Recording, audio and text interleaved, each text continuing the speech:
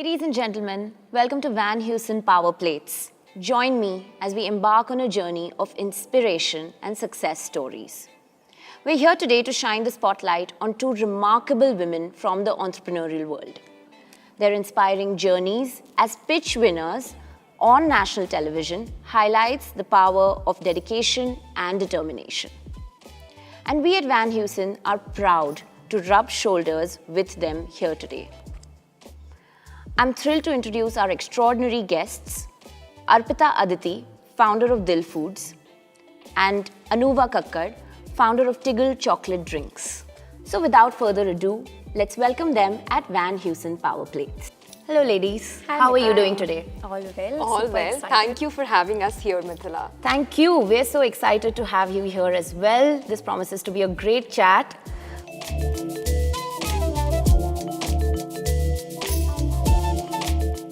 Did you always know you wanted to be an entrepreneur? And where did the idea for Tiggle come from? So I'll go back to my college life.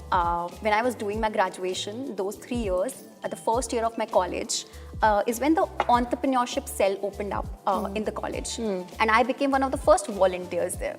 Exactly that's when I thought that I want to build something. When I realized that there's an interesting space where people have innovated so much in drinks, in the cold beverage section. And when you come to hot, there's only teas and coffees and old age brands. So, and that time I realized I used to go to my colleagues and tell that, hey, we can create a chocolate drinks brand and it can have like iced chocolates and hot chocolate and can serve as a great evening beverage. And then one of my colleague actually told me this, that, hey, you're talking about this idea for such a long time. It's better you go out and test it out because ideas will always seem like $1 billion idea until and unless it's not executed. Yeah. So with bare minimum resources, I bought like this second-hand table, got myself a big steel jar and went outside a metro station in Gurgaon to sell my chocolate drinks and see how people react to it. I'd lie if I say I wasn't scared. I was really scared. It was a new city for me, first of all. And Mithila, also like a girl standing outside metro station selling something, it sounds really not so usual, right? Yeah.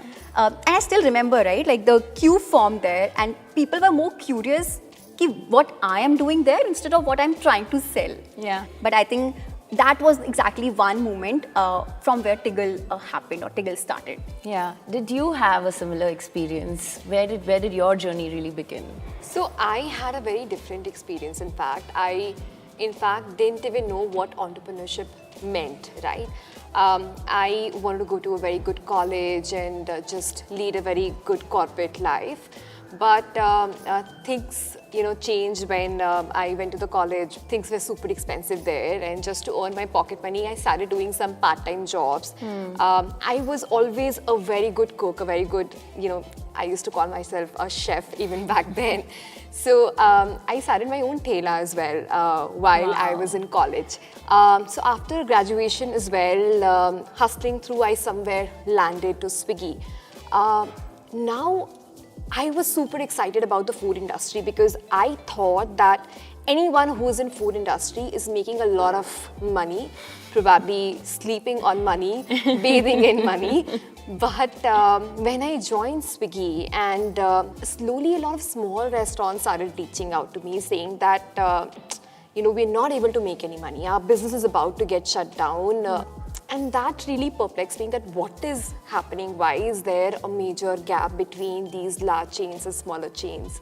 And my trigger point was when there was one restaurant from where I always used to order chicken pakora on a regular basis, and one fine day it just got shut down. And I figured that they were not really making money, and even though their products were good, they didn't know how to run their business successfully. And that's where I realized that I want to build something with these small and medium restaurants. I didn't know what. I didn't know how, but I quit Swiggy and I just started up. That's amazing. So that's how it happened. That's such a, there's an underdog story inside an underdog story in there. So that's really beautiful. Okay, Mithila, before you move on to the next question, I would love you to have our iced chocolate and Yeah. share your reaction. Yes, honest reaction. Honest reaction. Honest reaction is what you'll get. Please I help have been yourself. seeing this and I've been waiting to try it. Yeah. So thank you for bringing it up. Thank you. It's anyway super hot here, so yeah, we all need this. I love it. I Very love refreshing. it. I'm having a Very chocolate drink nice. after so long. Yeah. I feel like I'm a kid again. I love it.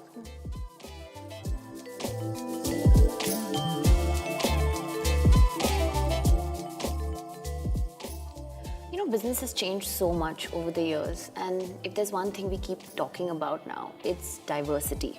What's your view on diversity, and how do you think it's contributed to innovation and disruption in your business? So Dil Foods team is quite diverse. There is cultural diversity, there is gender diversity, there is a lot of diversity in their professional expertise as well.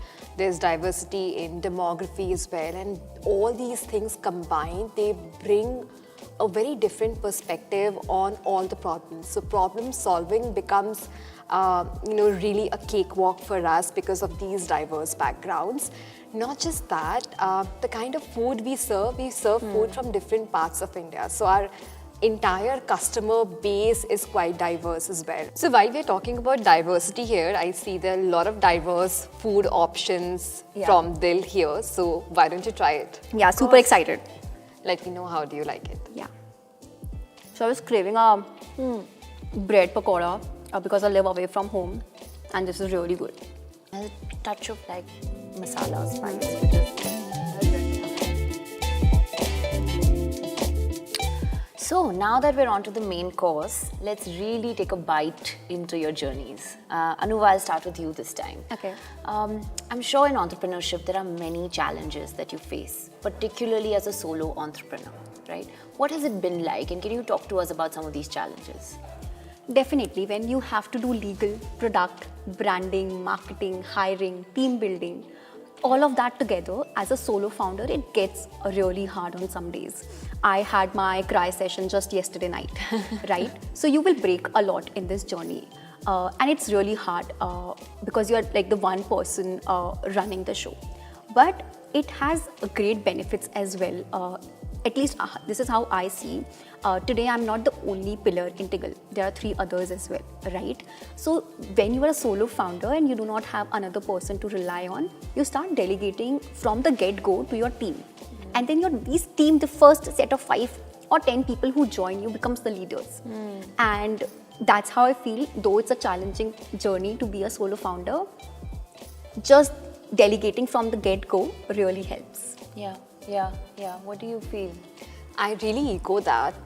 As a solo founder, you're just not working 8-9 hours a day. It's a 24/7 journey throughout the year.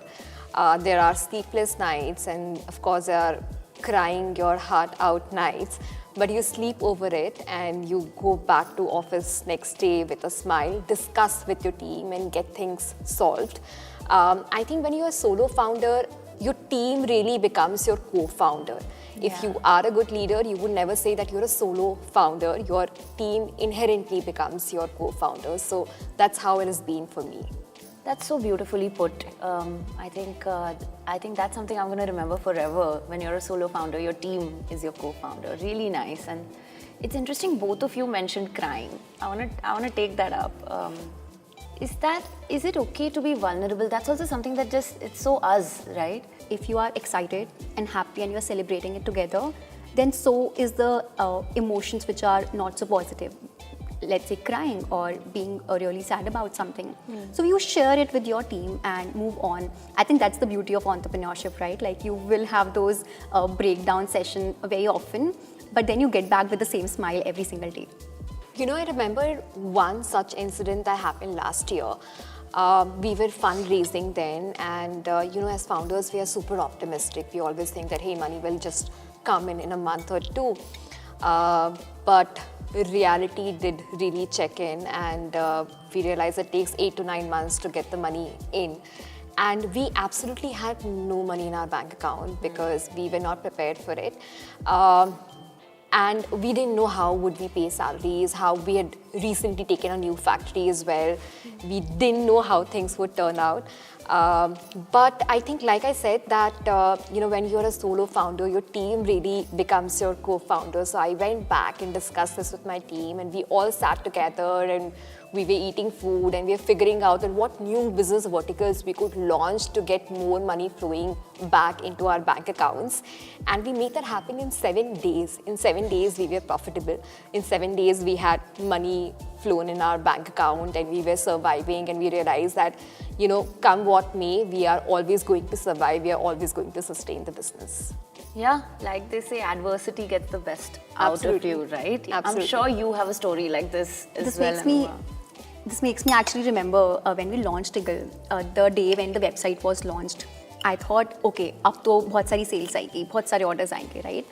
And the first couple of days, I just spent looking at the Razorpay screen, day in and day out. Every other hour, I'm on my Razorpay screen, just looking at what's the growth in the sales. And the sales doesn't come that way, right? So those were those early days when you figure out that launching website won't help. Things have to be beyond launching just a website. Were really interesting. But then I also feel that every single day, like your question on the most difficult challenge we faced is every 31st of 1st, the payday is when you have to go back to your accounts and figure out how much money you have in the bank account. And I think the challenge comes every 1st of month. Wow. If only back then we knew that we could come till here, we'd be so much calmer, right?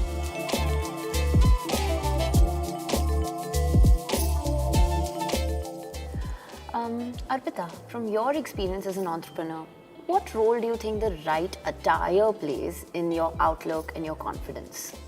A very important one. Like I said, we have highs and lows in our startup journey. And there are a few days when you're not feeling so confident, not feeling so nice about yourself and maybe about the business as well.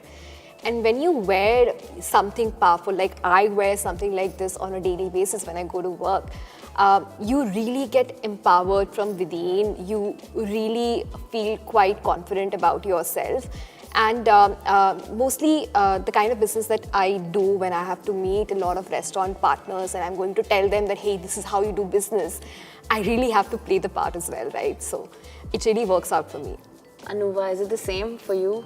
So for me personally, style and discovering my style has been a very different journey. For the longest time, I viewed clothes as just garments, right? It's very lately that I discovered the power of right clothing and the power of right outfit for the right occasion. I was very inclined towards comfort, so I used to pick the loosest clothes, as I was telling you, right?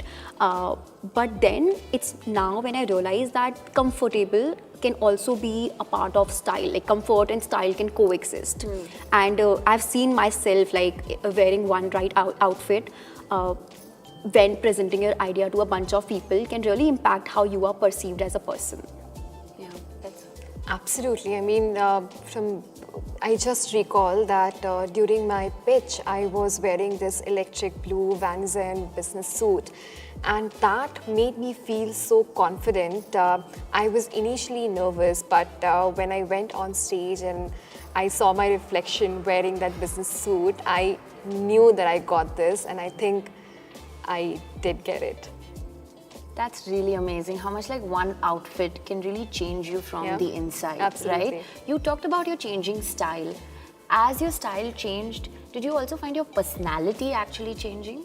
I think personality definitely evolves, and it goes back to me saying that it just makes you feel more comfortable, right? So yeah. But on a lighter note, because this is Van Heusen Power Plates, what fashion advice would you give budding entrepreneurs? Be yourself. Wow, you guys timed that, didn't you? Yeah. Anyway, be yourself and dig into some food as well. I love cheese boards.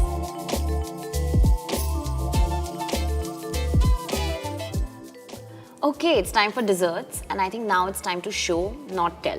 So you guys are successful entrepreneurs. Your calendar is filled with all kinds of events like investor meets, recordings like this one, events, outings, etc.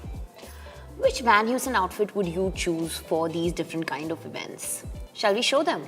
Yeah. Yes.